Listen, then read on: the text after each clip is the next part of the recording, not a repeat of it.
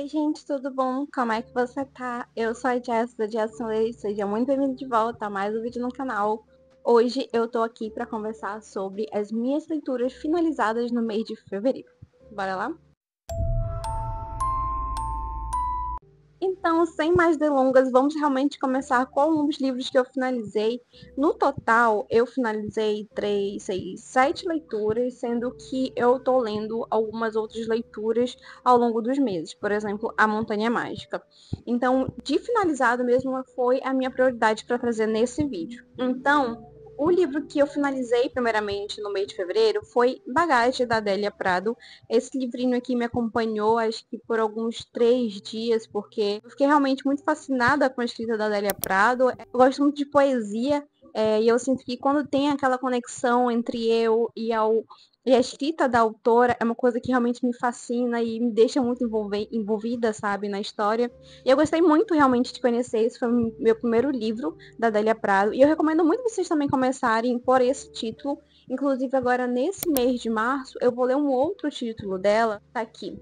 O outro título que eu vou ler dela vai ser Terra de Santa Cruz. Eu já deixei aqui separadinho, porque eu vou ler. Mas enfim, meu primeiro contato foi Bagagem. Aqui a gente vai ter vários poemas. Alguns eu marquei também. Um que me marcou muito foi um poema que fala.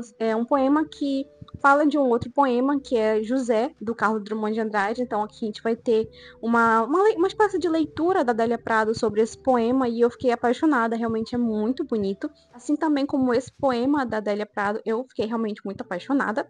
E essa foi a minha primeira leitura do mês de fevereiro, finalizada, né? Essa segunda leitura já apareceu em uma espécie de. Uma espécie não, foi um vlog que saiu aqui no canal, que é Pequenas Coisas Como Estas, da autora Claire Keegan. Acho que assim se pronuncia o nome dela.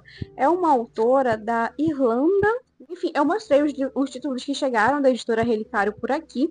E aí eu decidi começar esse título assim no início da tarde.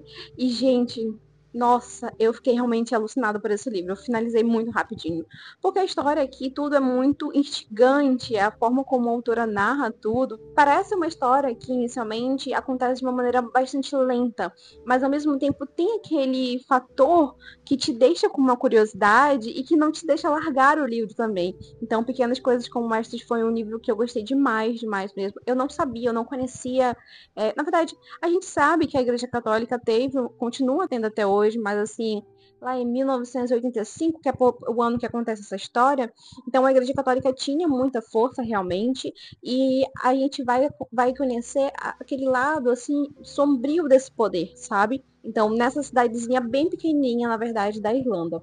Então, Pequenas Coisas Como Estas foi um título que, assim, eu realmente me apaixonei muito. E agora eu tô bem empolgada para assistir a adaptação que vai sair nesse mês de março, que é com Cillian Murphy. A minha terceira leitura finalizada no mês de fevereiro foi O Vivo, da Adriana Lisboa, mais um livro de poesia. Esse mês de fevereiro foi um livro recheado de poesia aqui. Esse é o primeiro título dela que eu li, então foi o meu primeiro contato. Eu sei que a Isa, uma amiga minha, ela estava lendo um outro título da Adriana Lisboa e falou que esse título dela é um livro de romance, é uma escrita, na verdade, muito interessante. E realmente, de fato, eu agora lendo a poesia dela, realmente me apaixonei. E eu achei muito interessante como ela brinca um pouquinho, às vezes não, ela brinca bastante aqui nesse livro de poesia sobre questões políticas aqui no Brasil, sabe? Ela vai fazer de uma maneira que seja irônica, crítica, então tem esse fator. Realmente, essa foi o que me marcou bastante, porque eu acho que ela conseguiu falar sobre o tema de uma maneira muito inteligente, sabe? Então tá aqui, O Vivo foi um livro de poesia. Esse livro é bem bonitinho também. A edição da R. Caro, ela é muito bonita e recomendo bastante vocês lerem. Eu gostei muito, muito mesmo de conhecer a autora. O quarto livro que eu finalizei, nossa, gente, esse livro aqui, eu já até fiz um outro vídeo também falando sobre, não exatamente sobre o livro, né? Que é Angústia, do Graciliano Ramos. Foi a nossa leitura do mês, na verdade, a primeira leitura do desafio lendo livros sul-americanos. Então a gente começou por Brasil, obviamente. Nesse mês de março a gente vai começar a ler, eu já comecei a ler, na verdade, Os Perigos de Fumar na Cama, que é a literatura argentina. Tá aqui o livrinho, ó, que tá marcado. Mas voltando pra Angústia, eu separei para ler no mês de janeiro, o que se tornou impossível. Eu não estava preparada para esse fluxo de consciência, não estava preparada para conhecer o Luiz da Silva, sabe? Então, acabou que eu posterguei para fevereiro. É até interessante que tem meio que uma espécie de crossover aqui. O autor acaba se colocando em certo momento aqui no finalzinho de Angústia, então é muito legal observar isso, saber o contexto no qual foi escrito esse livro. E, enfim, Angústia, favoritado, 5 estrelas e, nossa, muito bom. Leiam, leiam, leiam. O outro livro que eu finalizei também foi um livro de poesia, foi um livro de sonetos, que foi da Flor Bela Espanca. Esse livrinho aqui que saiu pelo selo José Olímpio da Record, que tem. Nossa, gente, essa capa é muito fofa. Se eu pudesse fazer assim um top 5 capas mais fofas, essa aqui estaria em primeiro lugar. Porque é rosinha, um rosa bebê muito fofo. Mas não se engane, porque essa história é muito triste. A Flor Bela com certeza deveria ter algum problema ali no sentido de ou mulher depressiva. Gente, ela é muito depressiva. Tipo, ela morreu muito jovem também, aos 36 anos, gente. Ela se casa 2 vezes. Aqui a gente começa na verdade, o livro, né, são todos os sonetos dela. Então a gente tem alguns livrinhos separados. Você consegue realmente perceber essa passagem do tempo. No início ela é uma pessoa muito introspectiva, muito pessimista. Aí chega um ponto no qual você sabe que ela ali se apaixonou, ela vai falar muito sobre amor, ela vai fazer essa reflexão. Aí depois você entende que é outra fase da autora ali, com uma desilusão amorosa, e aí ela vai se tornar ainda mais pessimista do que ela já era, mais jovem.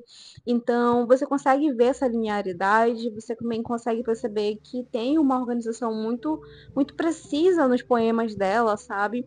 Então, mas ao mesmo tempo é muito triste. Eu marquei bastante poemas dela aqui. Eu gostei, eu achei muito triste, eu anotei bastante. E eu gosto muito de poesia e de romances. Eu gosto muito de A Redoma de Vidro. Então eu gosto realmente desse teor um pouquinho mais depressivo. Enfim, eu gostei muito de Flor Bela Espanca. Eu acho que também é um título que, se você quer conhecer a autora, conheça, porque vale muito a pena. O outro título que eu finalizei foi um título de literatura brasileira contemporânea, que foi Santo de Casa, do Stefano Volpe. Esse título é o primeiro título dele de ficção contemporânea, que sai pela editora Record. Eu comecei a ler esse livro e que livro! Particularmente falando, eu acho que a obra consegue abarcar muitas temáticas. A narrativa, né, vai falar sobre violência doméstica, vai falar sobre outros tipos de violência, vai falar sobre questões raciais, também vai falar sobre... A gente vai ter uma personagem aqui que é uma pessoa trans, enfim, que vai falar sobre esses diversos temas. E ele conduz tudo isso de uma maneira muito inteligente. Eu acho que a forma de narrativa dele foi muito curiosa. Você começa ali, não vou dar spoiler, não se preocupam, mas a escrita dele é direcionada. Você começa o primeiro capítulo, por exemplo, o primeiro capítulo é Ruth.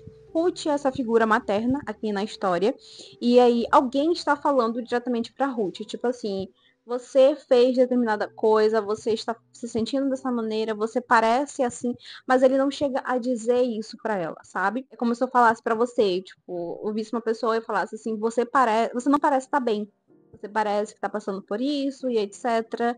Mas ao mesmo tempo eu não estou te direcionando isso, eu tô falando diretamente contigo através aqui do que tá escrito, mas eu não estou verbalizando isso. Eu achei isso muito. Nossa, isso quando eu li e quando eu entendi. É um pouquinho confuso, sabe, o primeiro capítulo, mas quando eu entendi o que estava acontecendo ao longo do terceiro, quarto capítulo, eu pensei, nossa, que genial. Nossa, muito legal, muito diferente, sabe? Essa escrita meio experimental é, foi muito legal. Eu gosto muito, sou muito fascinada com livros que trazem essa proposta, que trazem realmente essa forma de escrita diferente. Eu amo Virginia Woolf por isso. Então aqui ele consegue fazer isso muito, muito, muito bem. A história é muito instigante, a história é muito bem construída. Eu sinto que todos os personagens ali eles conseguem ser bem redondinhos.